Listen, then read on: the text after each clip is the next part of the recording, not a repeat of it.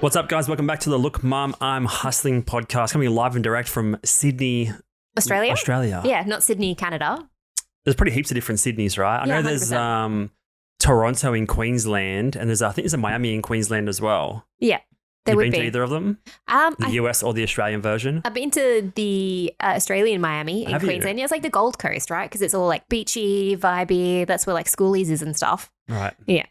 So coming live from Sydney anyway. Episode 40, great introduction. We made it to episode 40. I know. We beat it before the new year, which is awesome. Yes. We never thought this podcast would come back, but it did. So Dragged it out a little bit. yeah, I know. Good on for us. But what I was going to say before is like I'm glad I'm not in any of the Gold Coast places at the moment because Schoolies is on. So Right. yeah, so all these kids are like raging and They still had to do making a that? muckus. Because that was still pretty wild when we finished school. I remember in 2005, that's when I finished high school, right? Yeah. Like we're in our 30s now. But even back then, it was a big deal. Well, it was a big deal for us to go, but it wasn't a big deal for parents to let you go. Like it seemed like pretty blasé to let your kids go. Like it wasn't a huge deal or anything. I think it just depends on the type of parents. Yeah, you went to a private school. Yeah, I went to a private school, but I actually skipped my year 12 formal to go to a hardcore music festival up in Canberra. Which one? It would be like something fest. So it would have been, I don't know, we'll search like 2000 when did we graduate? 2006, like hardcore festival in Canberra. The Bled was playing. Canberra. Like hardcore festival.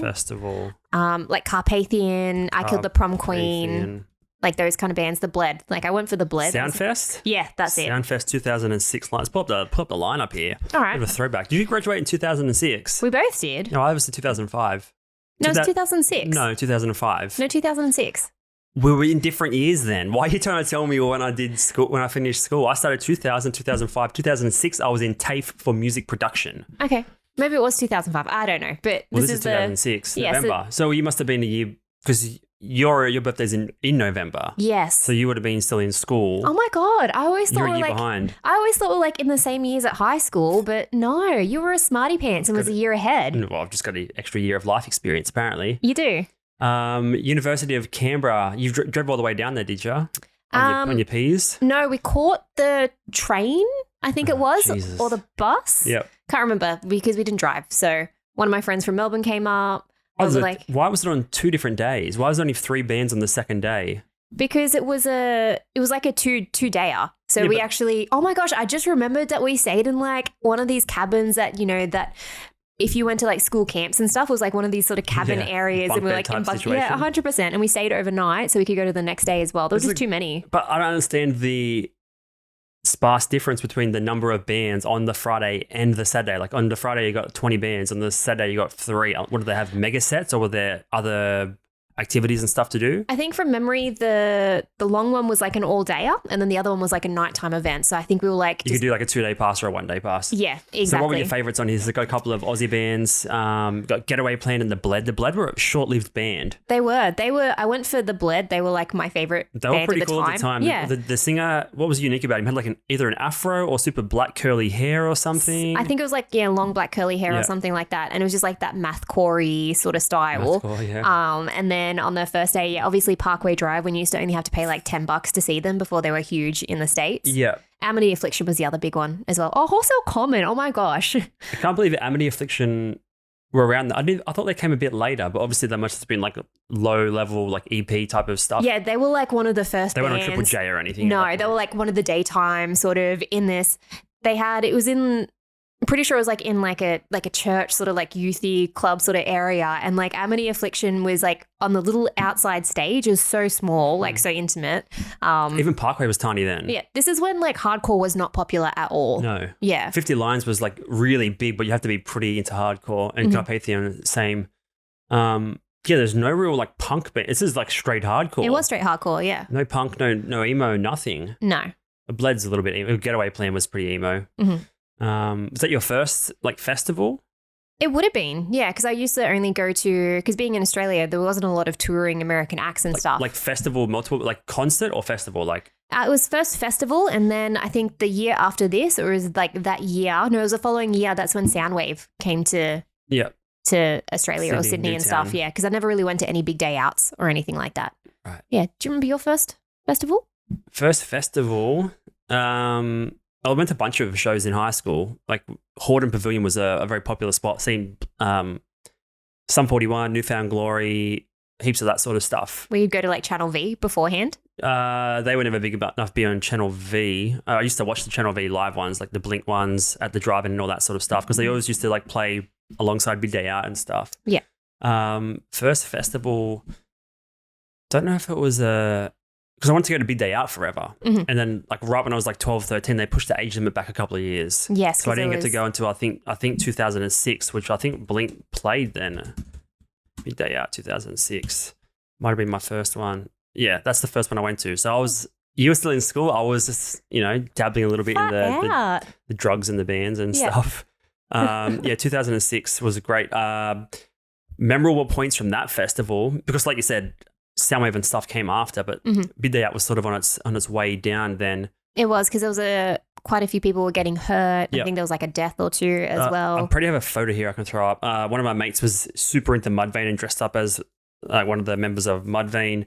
Franz Ferdinand was pretty the standout.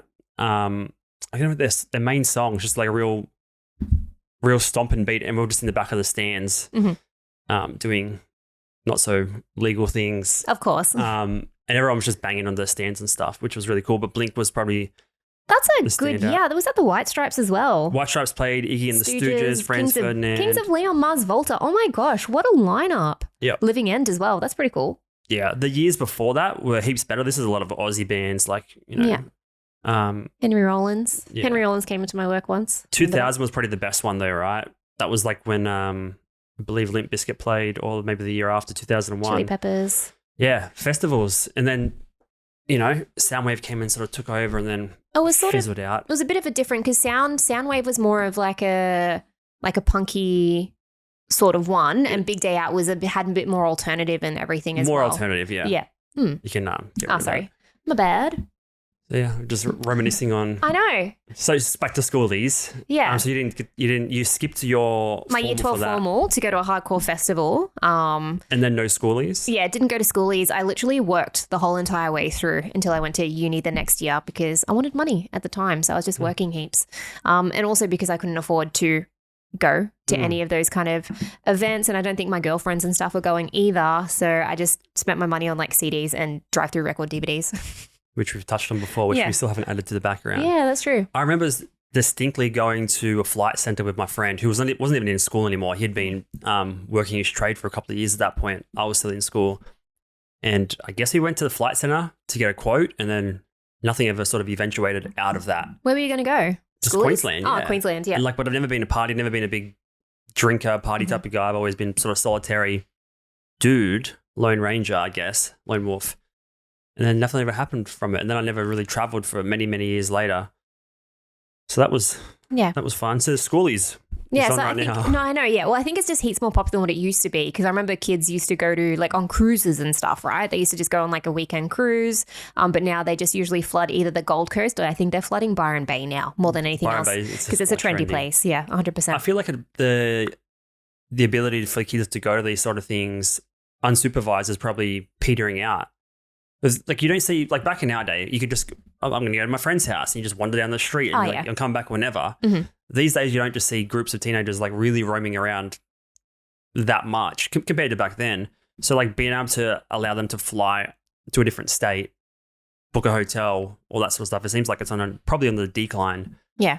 I can imagine the parents like booking it for them. Like if they're 18 years old, they'll probably, go off and do themselves. But there's always that one 17-year-old friend that would always have to like beg his parents to go. Because like, obviously, you know what Schoolies is about. People just drink and party the whole entire time. And fuck.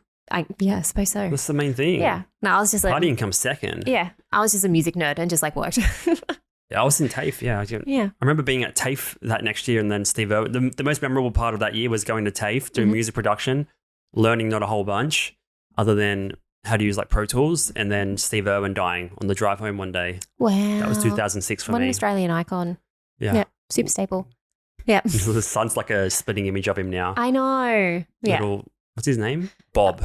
No, it's not Bob. Oh, his dad's Bob. No, he's Robert. No, his name's Robert. Yeah, Rob. Bob for short. I think so. Yeah. Bob Owen.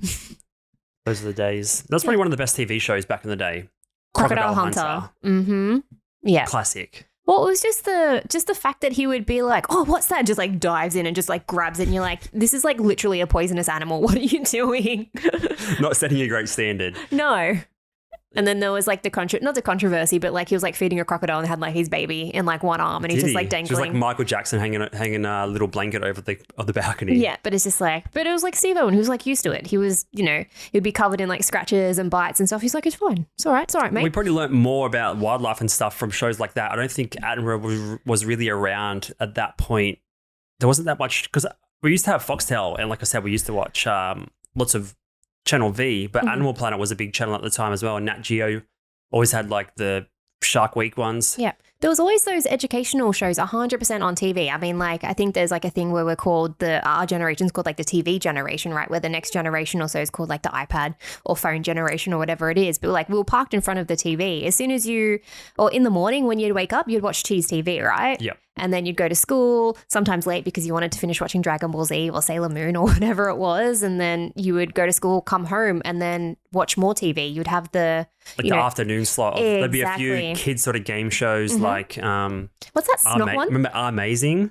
Amazing. Remember Amazing? Is that like the Big Maze show? Amazing kid show, I think so. They used to get here it is. Oh, that's a bunch of different ones. Oh, it might be this one. Where they had to collect like stars and stuff for the... Yes, no, that is one that I used to love that show. And then there was the one with the big snot and you had to like guess who the person was. Yeah, and you had to like put your hand up this big nose. It's kind of like it was catered to us in our generation, right? Like, like you said, Cheese TV and stuff was there. Agro's cartoon connection in the morning. Yeah, late 90s, early 2000s, definitely. Classic. Yeah, like there's nothing like that anymore. It's just cartoons now. Yeah, pretty cheaper to produce. Yeah, like Bluey and all that kind of thing. So it's just mainly cartoons. I'm assuming they would have some of the sort of these game shows, but I think a lot of them are just imported from America, right? Yeah, there's not... Like what? You're solely running the production off the advertising on these sort of things. Yes. So like I remember heaps of kids' toys and stuff, like the flying Barbies with the wings. All those sort of toys would be advertised on them, but you don't see it anymore. But it was sort of catered to our parents that were super busy trying to hustle their 9 to 5. Yeah. Let's put the kid in front of the TV for an hour or two before work while we can get their food and breakfast and stuff sorted. And then immediately after, while they're tying up loose ends or to and from sports and stuff.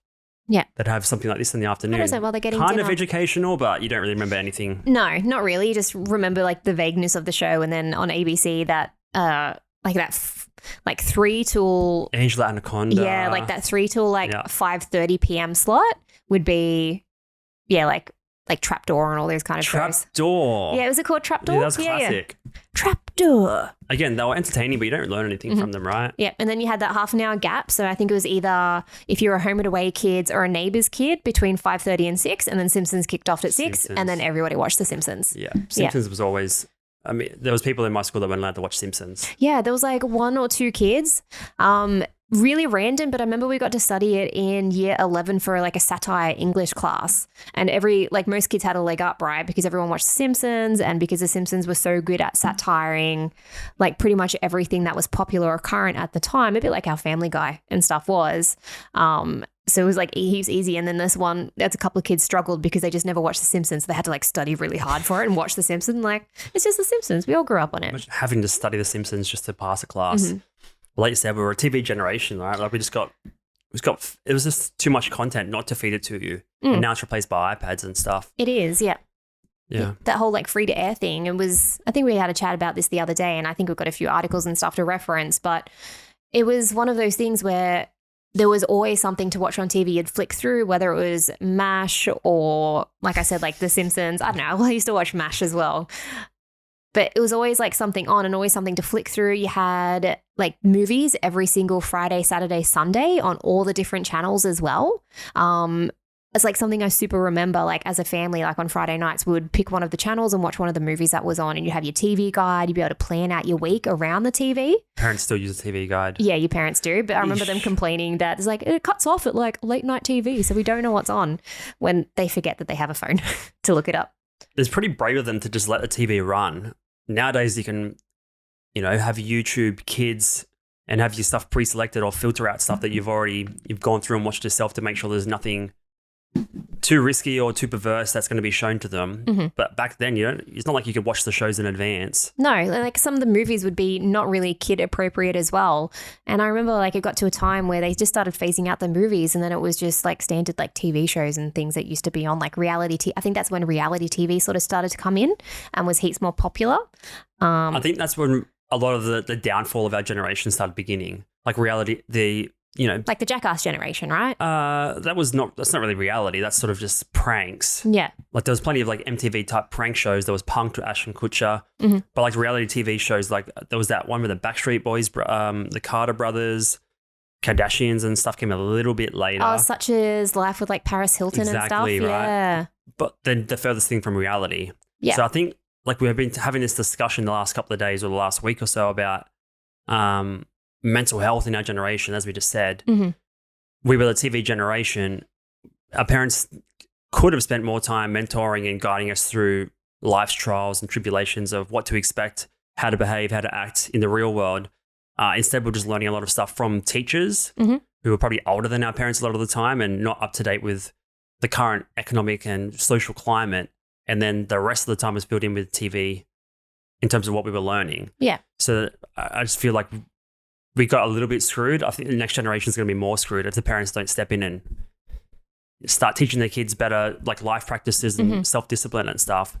But when the reality TV entered, which was a little bit before MySpace, a little bit before social media, Mm-hmm. that's when things started to unravel. Everyone's like watching reality TV, but it's the furthest thing from reality. It's actually the highlights and the most extravagant or it's the most extreme of like human behavior. Yeah. It's not like you see the downside. I think the Osbournes, there was some low points there because Ozzy Osbourne was going through a lot of his health battles and addiction battles. Mm-hmm.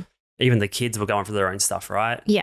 That was, for me, probably one of the most memorable reality TV shows that sort of shown any sort of mental health components to like learn from. But up until then, it was like Home Improvement, everything's fine. Yeah, it was always like those family friendly, like healthy sort of dynamics. You'd work through all your issues in one episode, Exactly. Whereas like not reality. No, not reality at all. And I think it was because of the Osbournes sort of like made way for the Kardashians and all those kind of like really like dysfunctional family dynamics. Yeah, there was a good one, Meet the Barkers, with Travis Barker from Blink. I don't remember. With his ex-wife, never watched that. Shoana Mokla, I can't remember her name, Mm-hmm. but they used to have an interesting TV show. That was probably like 2005, 2006. Like Nick and Jess, like Jessica Simpson, like her and all that stuff, Newlyweds, right? yes. They sort of cashed in the MTV generation before it fizzled out.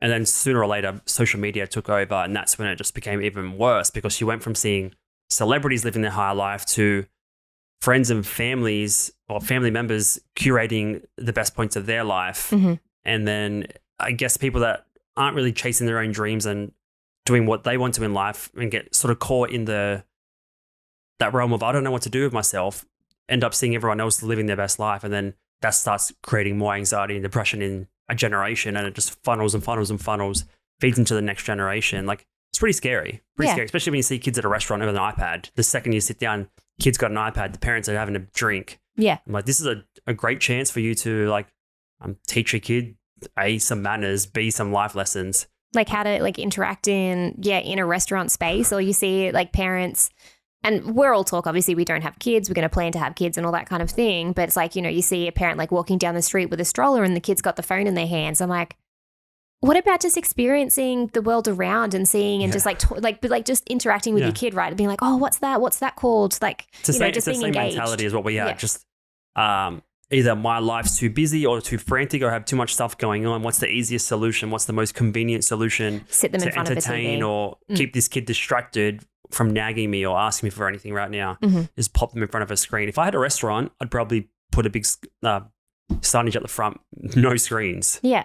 Well, that's like when they used to have, the coloring pads and the pencils and all that kind of thing to keep the kids entertained. Yeah. Little coloring and stuff.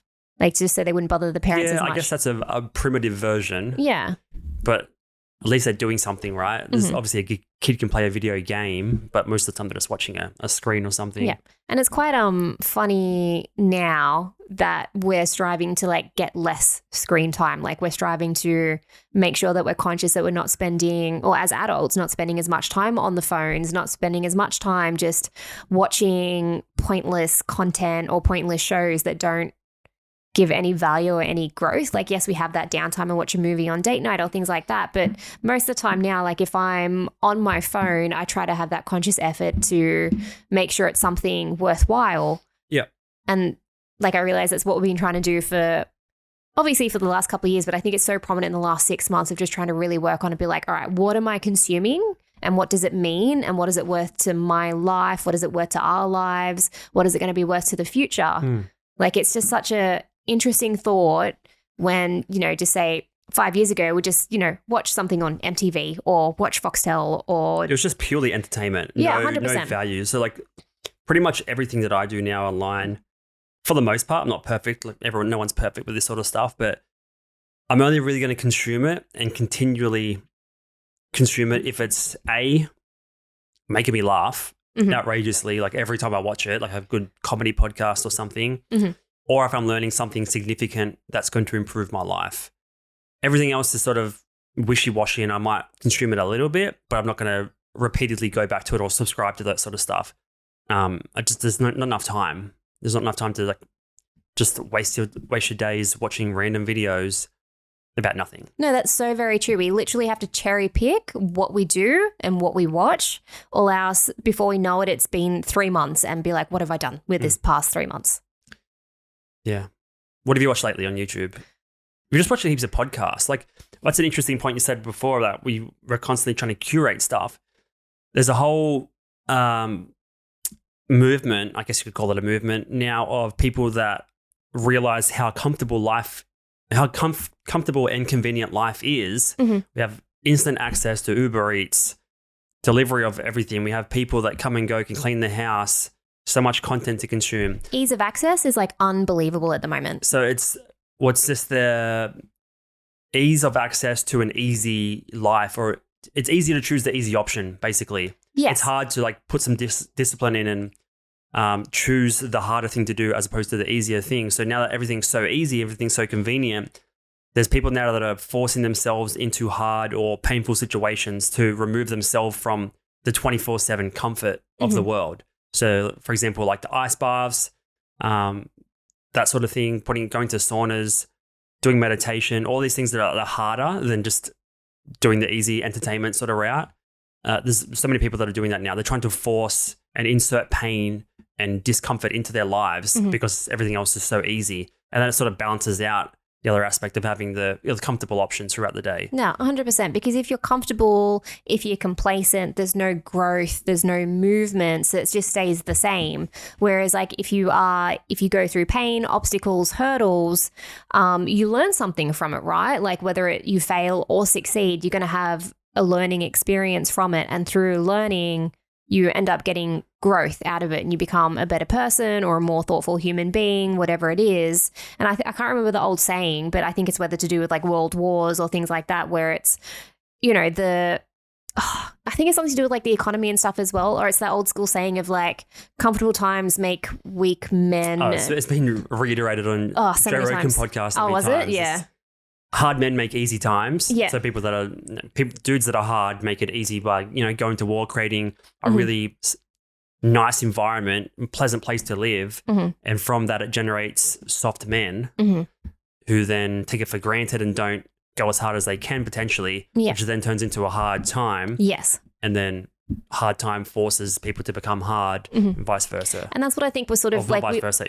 and we've just been in like just before COVID or whatever it is, we're in like a quite comfortable, like inflation was normal, like everything was just sort of like steady, right? And then now, you know, cost of living has gotten a lot higher. We're in a bit of a hard times. There's like a war on stuff at the moment. And really a lot of people are struggling, whether it is to pay rent, like there's a rent crisis and stuff at the moment where people are living in their cars because they can't afford. People choose to live in their cars though. Yeah, well, van life. I think I was reading an article the other day, it's increased by like 300%. I've made that number up, but it's a massive amount. It's increased. Well, yeah. I think it was a statistic about. Sorry to cut you off.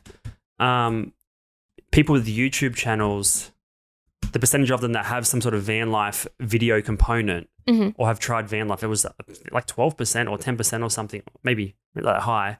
But so many people end up doing it, right? Because it seems like a convenient option. Well, we tried it. We tried it for one weekend. Yeah, we did. We're like, probably not the best financial decision going forward because there's a time and a place for it. Yeah. But like you said, there are people that are getting forced into their cars and don't have an option, but then having the option is sort of, it's great if you can have that option. Yeah, it's like a sense of freedom. Like you can just pick up and drive somewhere wherever you want to go, whether it is like that whole tiny home living or those tiny house living. Tiny homes are cool. Yeah. You got to buy a block of land. Sometimes, yeah, but you can get the ones on wheels and they just put it on the back of it. Depends how tiny the tiny home is, I guess. Well, this brings it on a different point that I was listening to a podcast the other day about the billionaire class investing in like bunkers for the Armageddon or end of world situations, right? And they're buying up huge plots of land all over New Zealand and America in the middle of the desert and stuff. But the people that can only afford that are like the 1%, the 1%, the one of the 1%. Yeah. So it's hard times are creating hard men. But then sometimes only the rich men can really afford the luxury of like moving into that next generation, or that next sort of phase of the planet, I guess. But yeah, times are tough. There's all the prices are going up on everything, which makes people more reliant on being at home and not going out and spending, which forces them inside, less activity, more screen time. Again, it kind of comes back to the initial point of just how convenient life can become, even in hard times, because we have so many options to stay at home. There's so many reasons to stay at home. It's like, would you rather, go out, experience something, or just stay home and save the money and just you're paying for your rent anyway. You may as well make the most of the place that you're paying for. Yeah. So yeah, more screen time is just going to create more stress. So then it just comes down to that self-awareness in a way. But I guess understanding what your situation is. And I think that comes to like why, we're big on, I think, I not long ago finished like the Ryan Holiday Discipline is Destiny book. And that just really ties into having that self-discipline to whether it's reflect, understand, and have some control over your own life rather than having life control you in a way. Yeah. Yeah. And it's just understanding how crazy the world can be. So all you can really do is just make sure you put the right steps in place to make yourself succeed and those around you succeed, which I thought was really interesting. It's about self-discipline. Yeah. Yeah. Which I didn't have much growing up. No. Like, growing up, I thought discipline was like punishment. Like the two words meant the same thing to me. Discipline was never taught to me in terms of self-discipline or self-restraint or willpower to buckle down and persevere or buckle down and just get on with the job. Like I was never really pushed into sports. Any sport that I did try was sort of on my own accord. Any musical instrument that I tried, it was on me. So pick it up and try it, but there was never any sort of lessons about this is why it could be a good habit to form, not just to get good at this one thing, but how practicing and, spending time trying to get good at one thing can lay over into other aspects of your life. Which that is sort of self-discipline. Yeah, 100%. And I thought that was quite interesting, the way that your childhood was quite different to my childhood, where you were left up to your own devices most of the time and, trying to figure out your own path. Whereas like my parents were a little bit more structured in what they did for us with our extracurricular activities. Yes, we had our TV time, but both of my brothers did sport. Like I did dancing.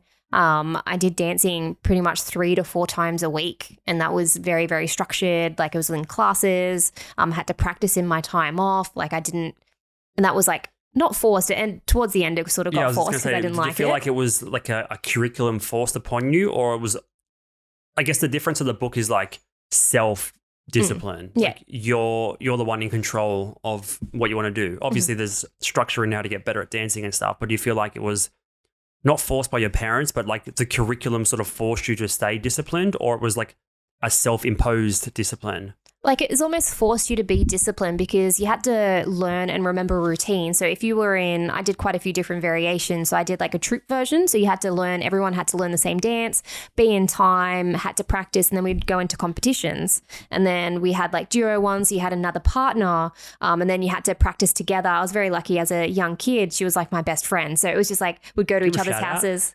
Justine, hello. We don't talk anymore, but hello. Drop the handle here. Yeah. I was like, what handle? But we used to go to each other's houses on the weekend, and I'm pretty sure my mom was quite close with her mom, so it was just like a nice sort of social environment as a young girl. And then the solo ones, that was more of the self-discipline because, again, I would enter into competitions, and if I wanted to win, I would have to make sure that I practice my singing, practice my dancing and my steps, and remember the routine and have that sort of aspect to it as well. Were you hard on yourself, or like who was the hardest on you? Yourself? Your parents, your other dance troupe members, whether it's like intentionally trying to be hard on you, or it was just you felt that, or was it like the teacher or the coach? I think in the beginning I really loved it, so I was more of like I wanted to win that particular aspect towards, and sort of my mum as well, and then towards the end of it was really much the dance instructors, because obviously if you're a dance instructor or a dance teacher and your troupe or your person or individual wins, that's a good reflection on them, right? Was there a financial incentive for them? I think it was more of like a recognition type thing. So the dance school, so the more things you win, the more girls or boys or whoever would apply. Start signing up. Yeah. Exactly. So you're just funneling into the next year. So it is financial incentive to a degree. Oh, for sure. But also they have their personal pride as one of the best dance coaches around. Because dancing is, yes, it's a sport, but it's also an art form. So there's that sort of like you have to have a love for it. And I lost that love, which is why I ended up like quitting in year 8. I think it was like I just didn't really enjoy it anymore. So just stopped doing it then. But that was probably my only really, I guess, beginning life of having discipline or having structure. And then from like my teenage years, it was just like chaos. Like I just didn't have anything. Right. Yeah. So you lost that entire, this is just a huge gap in the way you went about your days outside of school life, right? Mm-hmm. You went from having no discipline, or from having discipline to no discipline. And exactly. Yeah. Again, there's a massive link between self-discipline and mental health. We talked about last week that Phil Starts documentary called Starts by Jonah Hill, and there's a part of the start that we both did a big one of the deep hums in the throat. That diet and exercise was never propositioned as a tool to mitigate or prevent or to control your mental health. Basically, it was always diet and exercise is always appearance related, keeping in shape, not being larger than you should be. There was never really explained in terms of these are the best tools for like controlling your mental health and like getting things under wrap. Is like having discipline, whether it be diet and exercise. That's one of the main things to do with mental health now. And I just watched this Netflix documentary. I think it's called Take Your Pills about Xanax, like the anti-anxiety medication. And just how addictive the medication can become. But a lot of the reasons that people have anxiety is just hopelessness or lost, or they don't really know how to navigate through day-to-day life, or they just feel overwhelmed by situations. And there can be many causes for that. We've had the conversation about anxiety and depression I think it can be situation, like a sort of situational, environmental almost, like a potentially traumatic event can trigger anxiety and depression, or it can be like a complete chemical imbalance in the brain. But there's so many people that have mental health problems. It's slowly getting less and less destigmatized. Yeah, like it's coming. It's like a lot more of like a conversation now, and but still not enough, right? No, and like that totally makes sense because when I stopped dancing, I was going through puberty, so I started putting on weight, and I just didn't understand what was going on. Had too much time on my hands, and eventually, as like a teenager, I felt that void with like MSN and being on the internet and just being in, and we all know like the internet culture back then was just like terrible, right? So just it? Yeah, it was pretty bad. Like in terms of like bullying and nastiness? Yeah, 100%. Like it was just not the best. You go into chat rooms and people just rude or all that kind of thing. Like it's, my brothers would play, World of Warcraft. But this is probably even before text and video could be sent. Because data was like dial-up internet was. Yeah, it was dial-up. Yeah, 100%. So like all you could really do is just spit venom and hate in text form. Yeah. It was not like there was all these revenge porn incidents, No. all these videos, pranking and trolling. Back then it was just, like text form abuse. Yeah. But like you said, like you just went from having discipline to no discipline. Yeah, like and then exercise, structure, like social, all that kind of stuff, to like quitting and having like nothing at all. And then realize like during my high school years, like I maybe up until like year 10, like I was okay in studying, and then just lost that and just like didn't study and didn't really care and just was kind of just straight into the internet. Yeah, just avoiding reality. Yeah, 100%. And it's probably not for the last like, 2 years of being like, right, this is what the discipline is again, like just getting it back. Well, I was the same. I didn't even have any sports that I was really pushed into or that I even enjoyed. I just sort of jumped into them because a friend or two were doing it, and I'd just play for a year and then get over it. There was never really any lessons about, again, this is why it would benefit you long term, building teamwork, building friendships, relationships. I just sort of was just there just to fill in some time before Simpsons came back on, basically. Mm-hmm. And I did the same thing. Once I got into my teenage years, it was replaced with MySpace, MSN, all the group chats, trying to chat to girls and just do anything to avoid human interaction, really, outside of my very close friend group. Mm-hmm.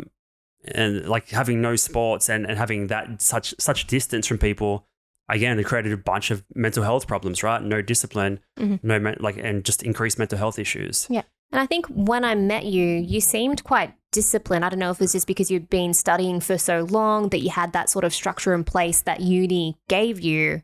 Uni didn't put any structure. Like, it's again, like I felt like self-inflicted structure in a way. Yeah. Like looking back, I think I've been whether it's been a good thing or a bad thing, my best and only mentor, really, outside of my parents, who can only raise you up until a certain point, mm-hmm. where you get moody and you have your teenage angst at 14 or 15 and your rebellion years. Outside of that, I've had to sort of coach myself financially, mentally, physically, all that sort of stuff. And uni, there was no one at uni telling you this is uni is just fully on your own accord, right? And I also started uni as a mature age student. Mm-hmm. So straight away I felt distance from the younger people in the classes. I didn't feel like I had any direct peers. I was the older person that's had some life experience. I've worked for a bunch of years. I'd gone to TAFE for a different type of study. Well, yeah, I did music production, then went into like biology and stuff at uni.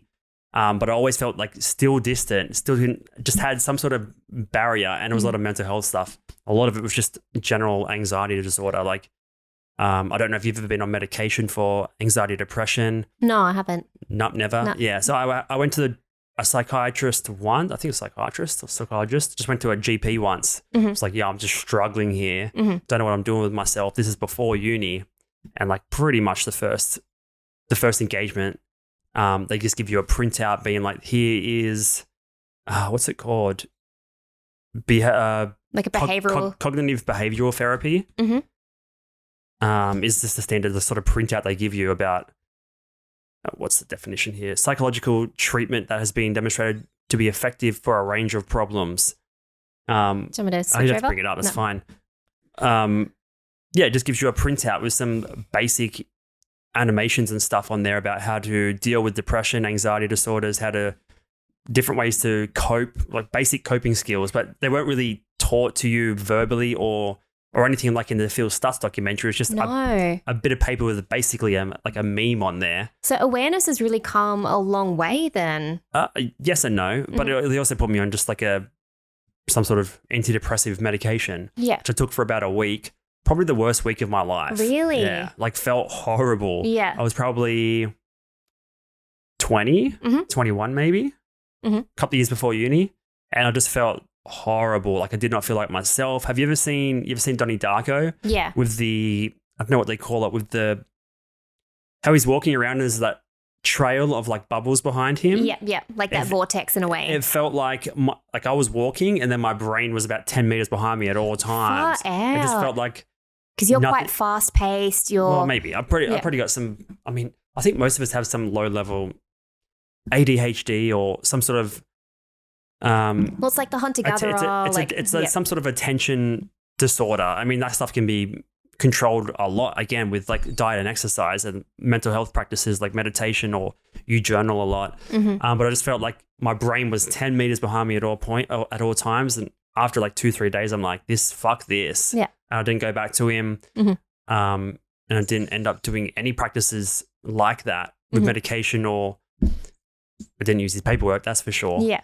For a long, long time. And then I did uni. And then, I mean, in order to get the grades you want, you kind of have to be disciplined. You do. I wasn't the best studier, but I made sure the work was done to completion, not at the best, highest degree, which I could have. Pretty let myself down in a lot of areas. But then through that, I've sort of learned coping mechanisms. Like I was always terrified of public speaking, right? And through uni, you're forced to do that. I did biology for 2 years, and then I changed to nutrition. But before I changed to nutrition, I read the curriculum, and it's basically you got to do a bunch of like keynotes, presentations and stuff in front of the group. I'm like, fuck, I have to confront this. But this is the degree I want to do now instead of biology. So, like, you put yourself through that pain. I put myself through the hard work. Well, easy for some, harder for others. But for me, it was very difficult at the time.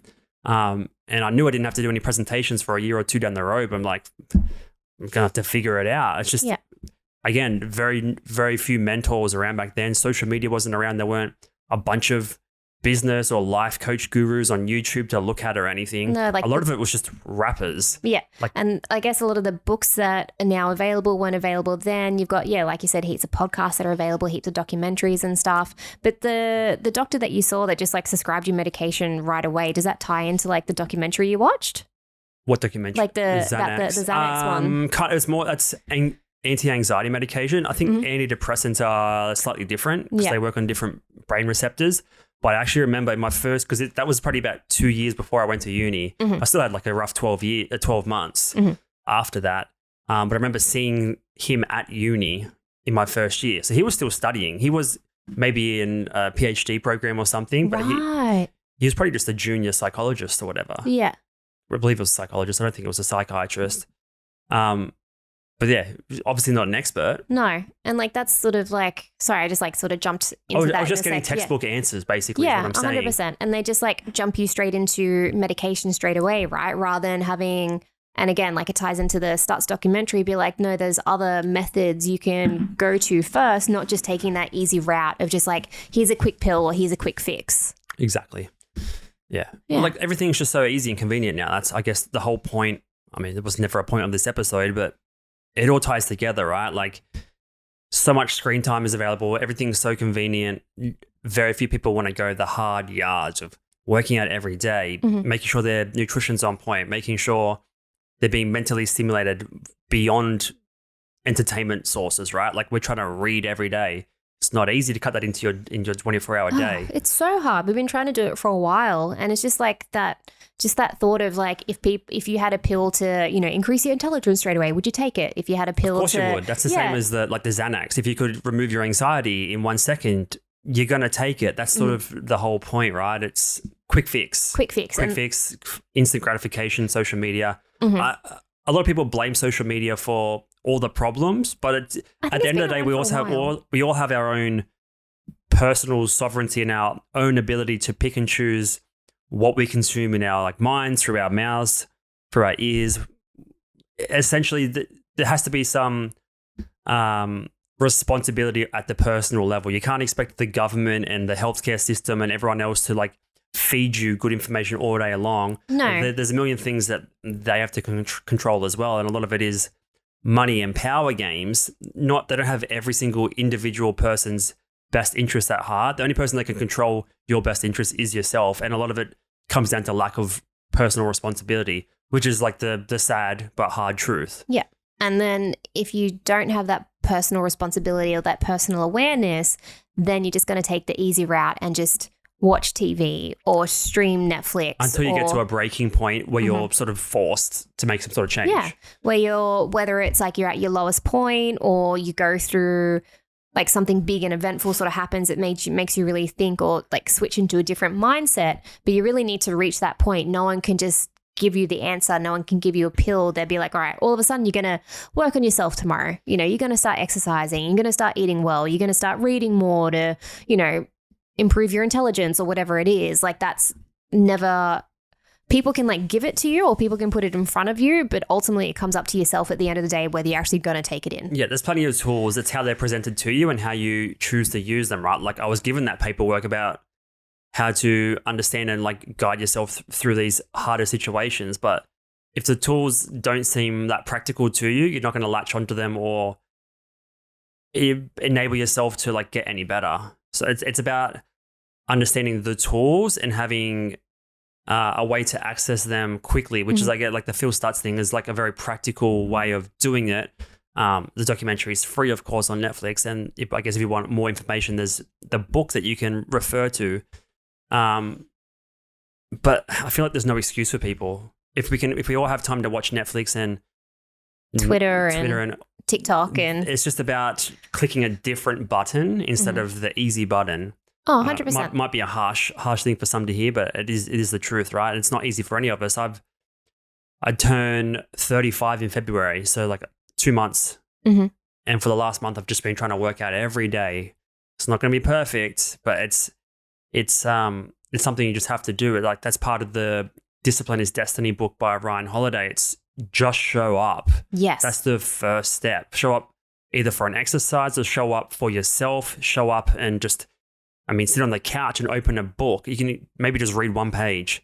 It's just show up. The perfection will come. But nothing in life's really perfect. No. You're never going to achieve perfection in any aspect or realm of your life. Yeah. But it's just about perfectionism is a vice, basically. Yeah, 100%. It's just about, like you said, showing up and being present. Like this podcast, for example, like we might not have something to talk about, but it's just showing up and doing the work, which I think is really important. And you'll get better over time, but you won't get perfect. No. And I think and with that practice and with that repetition, you might find your own version of perfection or the own version that you're happy with. And like something for me that I've been doing a little bit inconsistent this year, but a bit better now in the last couple of months is like journaling, right? That was something that I really wanted to start it. Yeah. Like I don't read them, but you do them. Yeah, I do. You do it. Yeah. So it's just one of those things. Like I had a big switch up at the beginning of the year and I was like, I'm not coping. I'm not handling my emotions well. I'm not treating or serving us in our relationship right. And I just like, what am I doing wrong? And it wasn't necessarily what I'm doing wrong. It's just what I wasn't doing at all. What do you don't have to go into specifics, obviously, but what do you journal about and what kind of tense do you talk in the past tense? Do you talk to your future self? Like how do you sort of prefer to do you, for those out there that are listening that maybe haven't journaled, I've journaled a handful of times this year. It's something that I want to do more. There's plenty of people that are successful and way smarter and way better at every aspect of life than we are that journal frequently and attribute a lot of their success to getting their thoughts out and getting that daily brain dump. So talk us through how you do your journaling. So it depends on, I guess, the person or the individual and what you really want to get out of it. So I'll go through a few different versions. So people can do a self-reflection. So you can write about the day before. Some people can project, so affirmation in a way and what you wish to achieve and what you want to achieve. Some people, if they're struggling to be present, gratitude is always a really, really good option as well. For me, it's a bit of everything that I found because I've actually tried a few different versions. I've tried just self-reflection and then I found myself getting into the present tense or getting into the negative sort of present tense to be like, you need to do better, you're not doing enough, like all that kind of thing. Or I tried the gratitude, but it was like the gratitude was good, but it wasn't helping me reflect on the things that happened the day before and really sort of like debriefing and delving in why I acted a certain way or why I said a certain thing. So for me, it's a bit of everything. I find what really works for myself is actually journaling first thing in the morning. So getting up. How long do you spend doing that? Or how long do you prefer to do you think is a reasonable amount of time? Like anywhere from 10 minutes to half an hour will be sometimes that I'll journal for. So if it's been a big day or something upsetting has happened, that's when I journal for a long time. But if everything's going really fine, this might be like a 10-minute, just like a quick like affirmation. All right, this is what I really want to achieve. This is what I want to do. And do you like to or have a means of going back and reflecting on them, or is it sort of just to get the unconscious thoughts onto paper and then move on, or is it something you reflect on and read back on, or is it just not meant for that? I've had the intention or wanted to have the intention of going back and reflecting on it, which I think would be good. Would it serve you? I don't know because I haven't actually reflected on them ever. And for me, it's more of like a brain dump and getting my emotions out because I'm not the best, or I struggle with communicating my feelings. A shocker, I know, because I'm a woman. But for me, it's really hard to express the way that I feel, whether it's just from like childhood or my teenage years. I'm very much like putting everything down and just like tying it up and being like, all right, everything's fine. Just keep bearing it down. So I've really struggled to, I guess, express myself and really, I don't know, be able to actually work through my emotions properly rather than just having the rose-colored glasses on and thinking everything's all positive. So for me, it's very much like just getting the actual real feelings out, whether it's positive, negative, whatever it is, and then just like sort of like going on to the next page or closing the book and done. So it's almost like it's like a brain dump in a way. But I think what would be a good purpose for me maybe going forward is actually just reading through and having a self-reflection. Sort of what I've done is started to take like ideas from what I've been journaling and making them Twitter posts just to like the best parts of it, or the things that I think that are quite worthwhile that I want to remember, I'll tend to like save and post onto Twitter just so I have something else to look back on. But yeah, make a good point of just actually going back and probably having a read to see. My handwriting's terrible, so I don't know if I do that on purpose so I can't go back and read it. Perfectionism. You're trying to get who cares? You're the only one reading it. I know, I'm the only one reading it, so it doesn't really matter about my handwriting. That's a kind of a point I was going to make before about perfectionism. Like first show up and do it, but don't let perfectionism get in the way of starting to do it just because your handwriting is not great or you don't know how to journal. It's just starting, right? And perfectionism, the only reason it is a vice or a problem is because we're comparing our abilities to others, because we've been fed social media and reality TV and all these things that are like the curated highlights. We want to strive to be at the level others are, and we deem them as perfect, but deep down everyone has their own struggles, their own issues with thinking they're not perfect enough or they're not good enough as well. So like a lot of the stuff that we do is comparing to others who have just as equal or more problems. And I guess it's just one big cycle of comparisons in a way. Well, that's what we do as humans. Like we compare ourselves to one another to be like, how do I rank, or how do I look in comparison to this other person? But I think that comes back to a very primitive, like ancestral hunter-gatherer type of mentality, right? Like we're still hunters and gatherers in our brain. I heard the other day, someone said, because we basically still have the same DNA and genetics as, 1,000 years ago or 10,000 years ago or whatever. Obviously, it's changed a little bit. But like we're not born, not that we're like designed by God or anything, but we're not designed or born to seek happiness as humans, because we're just a part of the animal kingdom. Yeah. What does every animal do? They just want to survive in the most efficient means possible, whether it's eating as few berries as possible to get my nutrients. I just need to do the most efficient way of navigating through the day so I can survive. So they're actually built for efficiency, not happiness. But because our brains are so advanced and everything's so comfortable and convenient, we're seeking comfort all the time. We're seeking a more happy route throughout the day, whereas we're built for efficiency. Yeah. So when you think about it in that context, it's actually interesting. Yeah, 100%. I think it's the whole thing. If you want to seem capable, right? You want to seem that you can either provide or look after. It's comparison to the other person in the tribe. Yeah. They hunted more animals today. They've got more in their basket under their tent. We need more. That's sort of where I was going. Yeah. And I think that really ties into, this is going to be not a segue or whatever, but like consumerism, right? Like it's just that more. We want more. That maybe, to seem more worthy. Yeah, exactly. So yeah, even if you do want to journal and not sure where to start, you can literally start just saying, I don't know where to start, and write that and just keep writing as soon as you have like that stream of consciousness going through. And it's just about, like you said, showing up, doing the work, creating that habit and that ritual. So then it ends up evolving and turning into something that's actually going to be beneficial for you. Yeah. Journaling. Yeah. Yeah, you really got to do it more often. Do I? Yeah, I don't know. It works. You know what? Actually, you don't, because it works for me. It may not work for other people. The thing is, no one's going to see it or has to see it. I think we have this, some people might have the thought that, oh, it's a journal. Someone's going to unlock it one day. Remember like, I don't know, Babysitter's Club, they have a journal and they have it under lock and key and stuff like that. Actually, because I used to have one as like I think it was when I was 9 or 10. I had like one of those little key locks on it, like for my brothers and stuff. But what does that put? What kind of state does that put you in? A defensive, fearful state that someone's going to uncover your deep, dark secrets. Yeah, or that your feelings are not worthy to be known. Yeah. It's subtle, but that shit can like shape kids, especially. 100%. So like if your deepest, darkest thoughts, not darkest, obviously I was like 9 or whatever, but if your deepest thoughts aren't safe, or like you're afraid of someone reading them and judging you, then what kind of culture, what does that say about society? Whereas like this whole mental health conversation, this whole thing about improving yourself, talking about your feelings, talking about or being honest with yourself and being honest with others it's getting a lot more prevalent now, which is really good. Yeah, the main thing is you don't have to share, but it feels like you do because of social media, because everyone else is sharing, but they're only sharing the better parts. They are. So like just getting started, just show up. Just if you want to start YouTube, you can record a video, but you're going to immediately get in your own head this framing, this audio has to be perfect. What I'm talking about has to be perfect. Otherwise, I can't sort of compete with the people that I admire or inspire to become.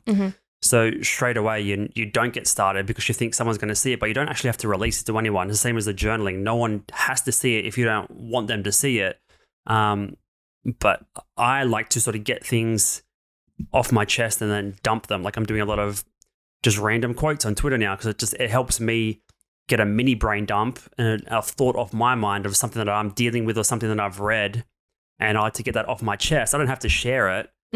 But if I think there's a tiny shred of value in there for someone, whether it's tomorrow or in 12 months' time, I will put it out. But it's never perfect. And it's never that great of a piece of content. But no one has to see what you're trying to do. You can try behind closed doors all day long. Yeah. It's a hard battle to play, but it comes down to self-awareness and like the discipline thing. The book that we're mentioning by Ryan Holiday is probably a must for anyone that's sort of struggling with what they want to do.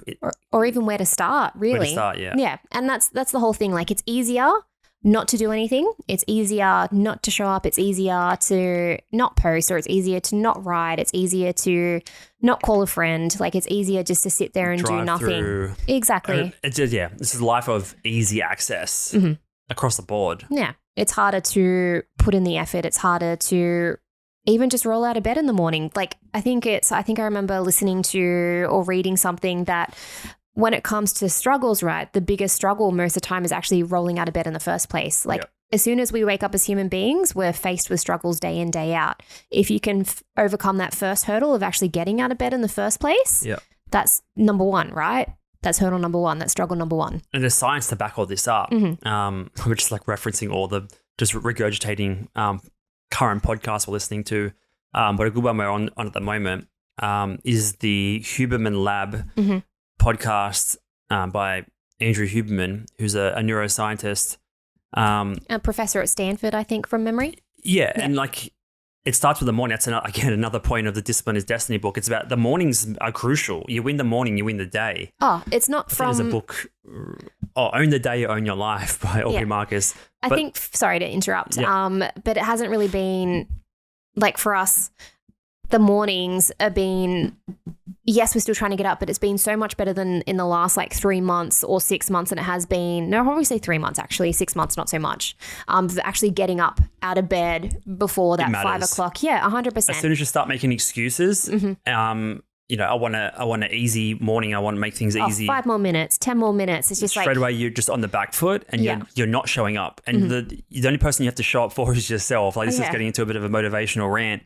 But the mornings matter so crucially because you can't go through your day of sleeping in a little bit, getting to work late, having takeaway lunch, and then kick in the good habit formation at 7 p.m. No, by that stage, you're completely mentally drained. Has to start in the morning. Yeah. And the point here is like Andrew Huberman from Huberman Lab does a bunch of research and stuff and sort of curated. I mean, I'm going to say use the word perfect, but we said perfection is a vice, essentially.